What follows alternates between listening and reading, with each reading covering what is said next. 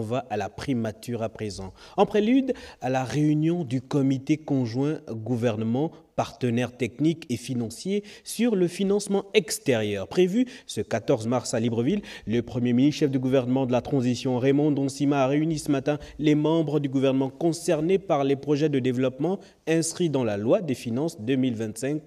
Communication primature. Réorienter, repréciser et harmoniser les projets d'investissement urgents et prioritaires à présenter aux bailleurs de fonds. Tel est le bien fondé de cette réunion préparatoire dirigée par le Premier ministre du gouvernement de la transition, Raymond Donsima, avec les membres de son équipe gouvernementale et collaborateurs respectifs. Cette séance a été l'occasion pour le Premier ministre de voir les projets qui fonctionnent bien, ceux qui fonctionnent moins bien, qui ont un taux de décaissement plus faible. Et il a donné un certain nombre d'orientations, d'instructions pour améliorer la performance dans le décaissement.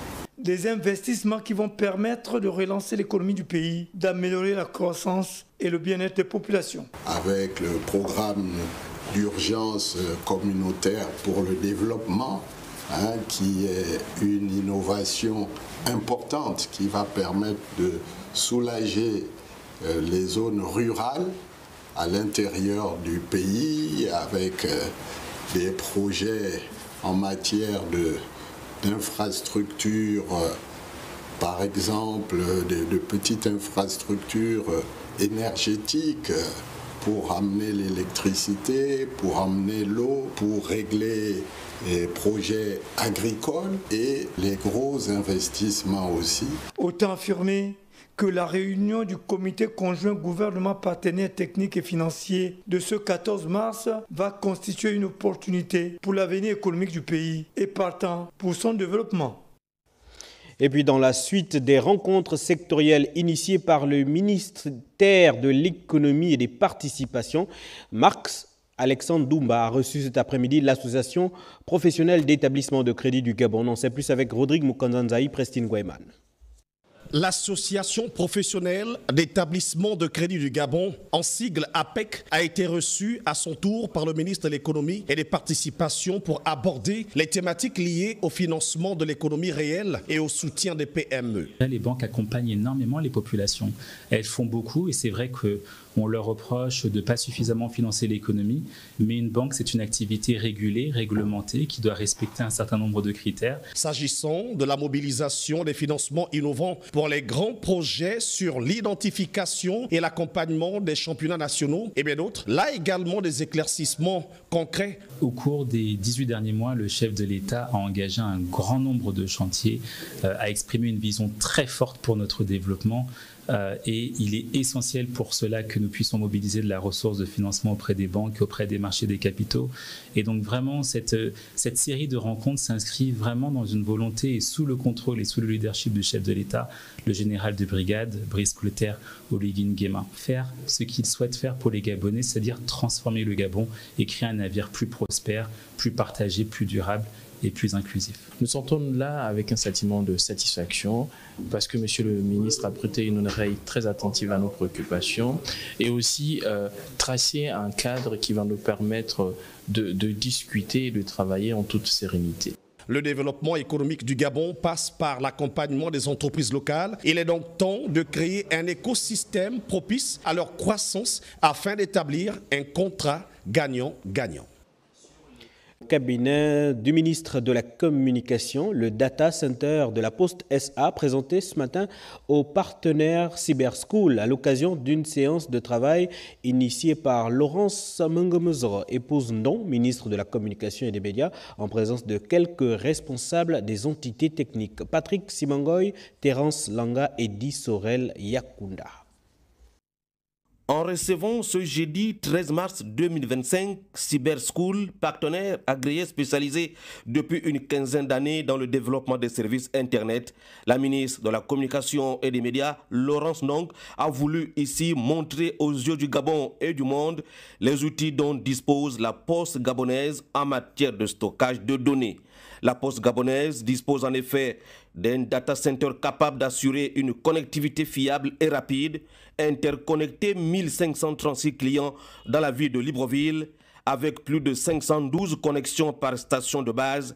La Poste SA dispose des infrastructures aux standards internationaux et des capacités à tout stocker. Aujourd'hui, savoir que la Poste a des capacités aussi importantes, plus de 4000 Tera, on parle de 4000 Tera, 75% de l'espace est encore disponible. Et donc c'est vraiment pour dire à toute la jeunesse gabonaise, à tous les entrepreneurs, toutes les personnes qui stockent leurs données à l'étranger qu'aujourd'hui le Gabon a la capacité nationale, la capacité même sous-régionale et même internationale de gérer l'ensemble de nos différentes données. Nous sommes très contents, très satisfaits. Et un gros merci à Madame le ministre de la Communication et au directeur général de la Poste pour cette invitation. Et surtout, on a enfin vu, on est capable de faire chez nous. Héberger les données au Gabon est une réalité. Aujourd'hui, la Poste gabonaise peut communiquer à travers le monde entier, avec une capacité satellitaire sans limite, avec des niveaux de fréquence qu'on peut moduler à tous les niveaux, et qui, avec le data center, plus la sécurité de la transmission avec les câbles SAT-3 et ACE, plus le satellite, je veux dire, on réunit toute la boucle de communication, et au cœur de ça, le data center qui permettra que la Poste redémarre. La Poste gabonaise est nantie d'une licence de transmission de données, des services à valeur ajoutée et de fournisseurs d'accès Internet. Dans le cadre d'une coopération sud-sud, la Poste SA a hébergé il y a quelques années un pays voisin ami, la République démocratique du Congo, pour ne pas le citer. Le ministre de l'Enseignement supérieur, de la Recherche scientifique et de l'Innovation technologique a reçu récemment en audience tour à tour l'ambassadeur de France, celui de Cuba, mais aussi le recteur de l'Université des sciences et techniques de la santé. Compte rendu d'audience, Laris Kalor et Bertin Sagar. Dans ce ballet d'audience, le professeur Marcel Ibinga Epuzitita a rencontré en première heure l'ambassadeur de la République française au Gabon. Les deux autorités ont évoqué les différentes facettes de la coopération universitaire, scientifique et de recherche entre la France et le Gabon. On a parlé des bourses, bien évidemment, du Centre interdisciplinaire de recherche médicale de Franceville, de l'Université des sciences de l'éducation, qu'elle vient de porter sur les fonds baptismaux et des différentes actions que nous proposons de mener. En deuxième heure, le ministre de l'Enseignement supérieur a reçu le recteur de l'Université des sciences et techniques de la santé, avec qui a été abordé les questions de formation des chercheurs sur les sciences fondamentales en santé publique. Il y a plusieurs années, notre pays n'était pas éligible à ces partenariats. Il se trouve que cette année, par le biais de notre université, nous avons donc eu des informations selon lesquelles ce partenariat est désormais ouvert au Gabon. Donc, nous sommes donc venus annoncer, Madame le ministre de la Recherche scientifique et de l'Innovation technologique, ces différents projets qui vont porter sur la formation des chercheurs, notamment sur les sciences fondamentales en santé publique. Donc ce sont ces différents volets qui ont mérité, qui ont nécessité notre visite ici. Avec l'ambassadeur de Cuba au Gabon, il s'agissait pour Axel González de faire le point sur la première journée culturelle académique cubaine qui s'est déroulée à Libreville le mois de janvier dernier. Une rencontre qui a permis le partage d'expériences dans divers domaines et qui a eu le mérite de présenter les opportunités qu'offre la coopération. Et pendant ce temps, le dialogue social devient une priorité au ministère de la Santé. Ce matin, un comité permanent a été mis en place par le patron de ce département et les syndicats du secteur. L'économie de la rencontre avec Ginette Jansia-Mougoula Massala, Marie-Thérèse Kassa. Autour du ministre de la Santé, le professeur Adrien Mougougou, les leaders des syndicats du secteur ont échangé sur la question indispensable à l'accalmie sociale. Le principal objet, c'est de coller aux très hautes instructions du président de la transition, président de la République, chef de l'État, son Excellence le général Brice Clotaire Oligui-Nguema, qui depuis l'avènement de la transition et du CTRI au pouvoir nous a hautement instruit de maintenir un dialogue permanent avec nos partenaires sociaux. Visiblement conscients du contexte sociopolitique actuel, les partenaires sociaux qui s'inscrivent dans une dynamique d'engagement ont partagé avec leur tutelle la nature d'une démarche entreprise en direction du chef de l'État, dont ils sollicitent un plaidoyer. Nous sommes d'abord apaisantis sur la mise en place du bureau qui devra conduire ces travaux du dialogue social. Et ensuite, nous avions abordé la préoccupation fondamentale des personnels de santé de pouvoir rencontrer le chef de l'État pour poser de vive voix effectivement nos préoccupations. Désormais mis en place, le comité permanent du dialogue social devrait arrêter très vite son agenda de travail. Dès la semaine prochaine, les premières séances de travail de cette commission vont se mettre en place sous la présidence de monsieur le secrétaire général. L'organe présidé par le secrétaire général du ministère a comme vice-président Valère Edan et comme rapporteur Éric Akouri. Une délégation de la conférence des ministres de la Jeunesse et des Sports de la francophonie était ce matin au cabinet du ministre en charge des Sports. Patrick Barbera Isaac, c'est son nom. Charles Ogoula, Eric Kassa. Une mission de suivi et d'évaluation des projets de la jeunesse dans le domaine de l'entrepreneuriat au centre des échanges entre le ministre de la Jeunesse et des Sports et cette délégation de la conférence des ministres de la Jeunesse et des Sports de la francophonie, Conféges. Nous sommes satisfaits parce que le ministre nous a écoutés et les échanges autour de cette table vont porter fruit parce que le ministre a décidé de voir dans quelle mesure accompagner cette jeunesse. L'important, ce n'est pas simplement attendre l'attention publique, mais il faudrait que nos jeunes arrivent à créer leur entreprise. Je suis particulièrement satisfait parce que, outre le financement de projets, je me rends compte qu'ils peuvent nous apporter énormément en matière de formation, à la fois des associations, formation des encadreurs. Fort de leur riche expérience dans plus de 42 pays africains, ils ont donc une vue globale. Ils sont très riches en apports, compte tenu des activités diverses et variées qu'ils pratiquent aussi dans d'autres pays.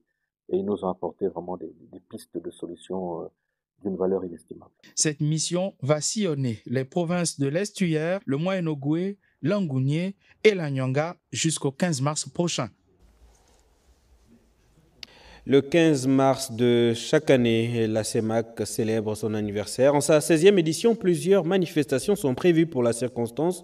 En rapport à cette journée de la CEMAC, le ministre de l'Environnement, Maïs Moussi, en remplacement du ministre des Affaires sociales empêché, a prononcé un discours. Vous allez le suivre juste derrière. Nous vous laissons à présent avec la synthèse de l'actualité en langue locale et juste après sur la route des élections avec Arnaud Manza pour la deuxième partie du journal. Retenez ce que disent les sages ce soir. Utilisez très souvent le sourire pour résoudre les problèmes et le silence pour les éviter. À demain 20h. Que la CEMAC, qui a été créée le 16 mars 1994 à N'Djamena, en République du Tchad, compte 6 États membres. Le Cameroun, la Centrafrique, le Congo, le Gabon, la Guinée équatoriale et le Tchad. Sa principale mission est de développer un espace intégré en Afrique centrale et d'y promouvoir un développement harmonieux à travers, entre autres, la solidarité entre les peuples et les États membres, la promotion des échanges intracommunautaires ainsi que la coordination et l'harmonisation des programmes de développement pour parvenir à terme à créer un véritable marché commun africain. De son côté, le ministre de l'Intérieur et de la Sécurité, Herman Imongo, par ailleurs président de la CNOSER, a présidé ce jeudi une réunion conjointe CNOSER-ACER pour une mise à niveau des informations. Jean-Augustin Zengui pour le reportage. Il était question de partager aux uns aux autres le niveau de préparation du scrutin du 12 avril prochain. Les aspects pratiques comme la composition des commissions électorales, le cadre juridique et bien d'autres ont été abordés. À la faveur de ces textes, nous avons le nombre de commissions électorales locales. Parce que dans la loi, on parle de commissions électorales locales et ça englobe aussi bien les locales que les consulaires. Mais le terme générique, c'est commission électorale locale. Nous en avons 88 sur le territoire et 25 à l'étranger. Le calendrier électoral suit son cours. Après la mise en place des commissions électorales, les formations devraient pouvoir démarrer. Nous voulons vraiment le faire au plus tôt samedi, au plus tard dès dimanche, et consacrer 2 à 3 jours pour cela. Une fois que les formations sont finies, ils vont regagner leur circonscription. Nous allons organiser les mises en route avec une première partie de leur kit. Et le dernier kit avec les listes, avec les cartes, le dernier kit viendra par la suite. Donc nous sommes vraiment dans ce temps. Et une fois que nous aurons toutes les séquences calendaires, nous allons vous les communiquer pour que, encore une fois, vous puissiez voir comment faire correspondre un certain nombre d'actions. L'organisation de l'élection du président de la République est bien avancée. L'ACER en gendarme veille sur la conformité des actions menées par le ministère de l'Intérieur et son organe opérationnel, la CNOSER.